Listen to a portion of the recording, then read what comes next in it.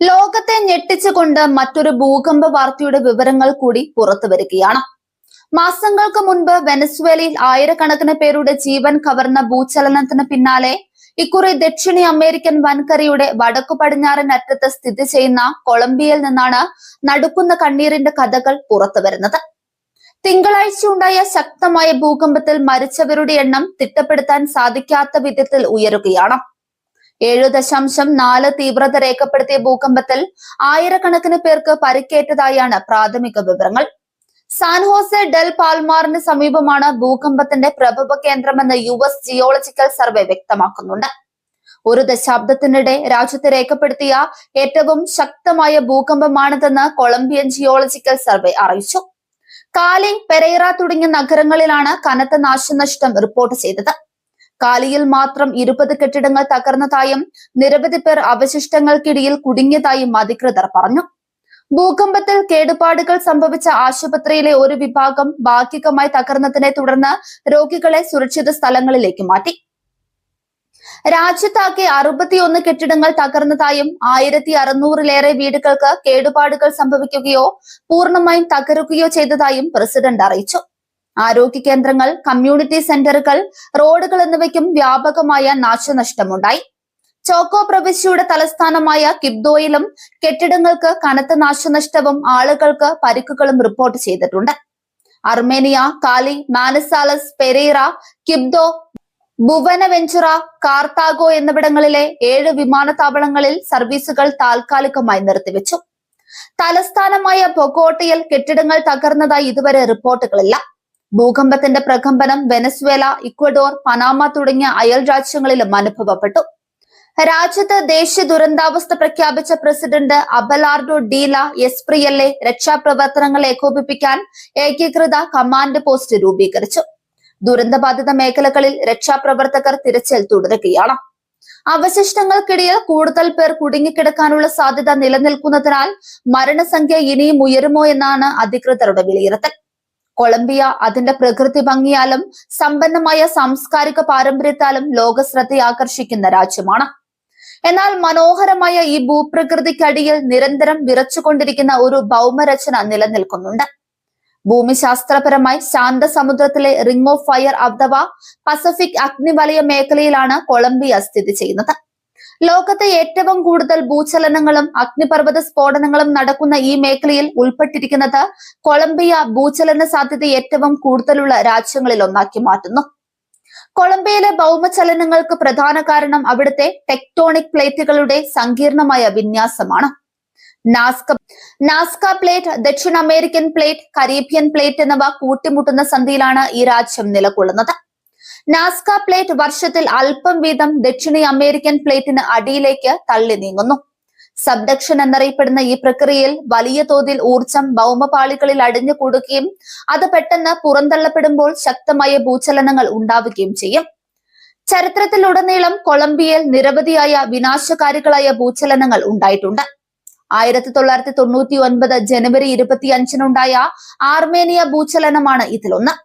Richter സ്കെയിലിൽ 6.2 തീവ്രത രേഖപ്പെടുത്തിയ ഈ ഭൂകമ്പം കേവലം മിനിറ്റുകൾക്കുള്ളിൽ അർമേനിയ നഗരത്തെ തകർത്തു തരിപ്പണമാക്കി. ആർമേനിയ ദുരന്തത്തിൽ 1000-ലധികം ആളുകൾക്ക് ജീവൻ നഷ്ടപ്പെടുകയും ലക്ഷക്കണക്കിന് ആളുകൾ ഭവനരഹിതരാവുകയും ചെയ്തു. നഗരത്തിലെ ഭൂരിഭാഗം കെട്ടിടങ്ങളും തകർന്നു വീണത് അവിടുത്തെ നിർമ്മാണ അപാകതകളെയും അടിത്തറയുടെ ദുർബലതയുമാണ് ചൂണ്ടിക്കാണിച്ചത്. 1983 മാർച്ച് 31-നുണ്ടായ പോപ്പയാൻ ഭൂചലനമാണ് മറ്റൊരു വലിയ ദുരന്തം. ഈസ്റ്റർ വാര ആഘോഷങ്ങൾക്കിടയിലുണ്ടായ 5.5 തീവ്രതയുള്ള ഈ ഭൗമചലനം പോപ്പയാൻ നഗരത്തിലെ ചരിത്രപരമായ പള്ളികളും വീടുകളും തകർത്തു കളഞ്ഞു. 300ഓളം ആളുകൾ മരിക്കുകയും ആയിരക്കണക്കിന് ആളുകൾക്ക് പരിക്കേൽക്കുകയും ചെയ്തു. ആൻഡീസ് പർവ്വത നിരകളുടെ സാന്നിധ്യം കൊളംബിയയുടെ ഭൂചലന തീവ്രത വർദ്ധിപ്പിക്കുന്നതിൽ പ്രധാന പങ്ക് വഹിക്കുന്നുണ്ട്.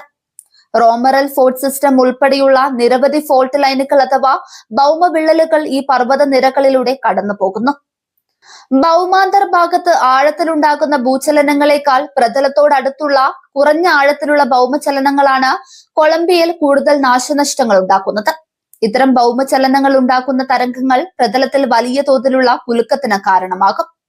പ്രകൃതിദത്തമായ പ്രകമ്പനങ്ങൾക്കൊപ്പം മണ്ണിടിച്ചിലും ലാൻഡ് സ്ലൈഡുകളുമാണ് ഭൂകമ്പങ്ങളെ തുടർന്നുണ്ടാക്കുന്ന ഏറ്റവും വലിയ ഉപദുരന്തങ്ങൾ.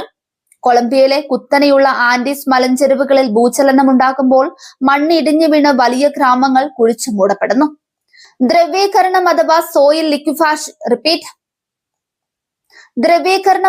സോയിൽ ലിക്വിഫാക്ഷൻ എന്ന പ്രതിഭാസവും ഭൂചലന സമയത്ത് കൊളംബിയയിലെ നദീതരങ്ങളിലും താഴ്വരകളിലും സംഭവിക്കാറുണ്ട്. ശക്തമായ കുലുക്കത്തിൽ മണ്ണ് ദ്രവീകൃതമായി മാറുകയും അതിനു മുകളിലുള്ള നിർമ്മിതികൾ പെട്ടെന്ന് തകർന്നു വീഴുകയും ചെയ്യുന്നു. ടെക്ടോണിക് ചലനങ്ങൾ അഗ്നിപർവ്വത പ്രവർത്തനങ്ങളുമായി നേരിട്ട് ബന്ധപ്പെട്ടിട്ടുണ്ട്. 1985 നെവാദോ ഡെൽ റൂയിസ് അഗ്നിപർവ്വത സ്ഫോടനത്തെ തുടർന്നുണ്ടായ ലാവാ പ്രവാഹം അർമോറ നഗരത്തെ തുടച്ചു നീക്കിയത് ഇത്തരമൊരു ദുരന്തത്തിന്റെ ഉദാഹരണമാണ്. കൊളംബിയയുടെ സമ്പദ് വ്യവസ്ഥയിൽ ഇത്തരം ഭൂകമ്പങ്ങൾ ഉണ്ടാക്കുന്ന പ്രത്യാഘാതങ്ങൾ ആഴത്തിലുള്ളതാണ്. കാപ്പി കൃഷിക്ക് പേരുകേട്ട എഹെ കഫൈതൈറോ മേഖലയിൽ ഉണ്ടായ ഭൂചലനങ്ങൾ കർഷകരുടെ ഉപജീവനത്തെയും കയറ്റുമതിയെയും സാരമായി ബാധിച്ചു. ബോഗോട്ടോ, മെഡയിൻ, കാലി തുടങ്ങിയ പ്രധാന നഗരങ്ങൾ വലിയ ഭൂചലന സാധ്യതയുള്ള മേഖലകളിലാണ് സ്ഥിതി ചെയ്യുന്നത്. ഈ നഗരങ്ങളിലെ ഉയർന്ന ജനസാന്ദ്രതയും വലിയ നിർമ്മാണങ്ങളും അപകട സാധ്യത ഇരട്ടിയാക്കുന്നു. അതിവേഗമുള്ള നഗരവൽക്കരണവും ആസൂത്രിതമില്ലാത്ത അനധികൃത കുടിലുകളുടെയും വീടുകളുടെയും നിർമ്മാണവും ഭൂചലന ദുരന്തങ്ങളുടെ ആഘാതം കൂട്ടുന്നുണ്ട്. സാമ്പത്തികമായി പിന്നോക്കം നിൽക്കുന്ന ജനവിഭാഗങ്ങളാണ് ഇത്തരം ദുരന്തങ്ങളിൽ എപ്പോഴും കൂടുതൽ ഇരകളാകുന്നത്.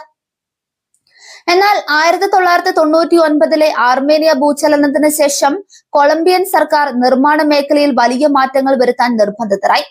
NSR 98, തുടർന്ന് വന്ന NSR 10 എന്നീ പേരുകളിൽ കർശനമായ ഭൂകമ്പരോധ നിർമ്മാണ ചട്ടങ്ങൾ പ്രാബല്യത്തിൽ വരുത്തി.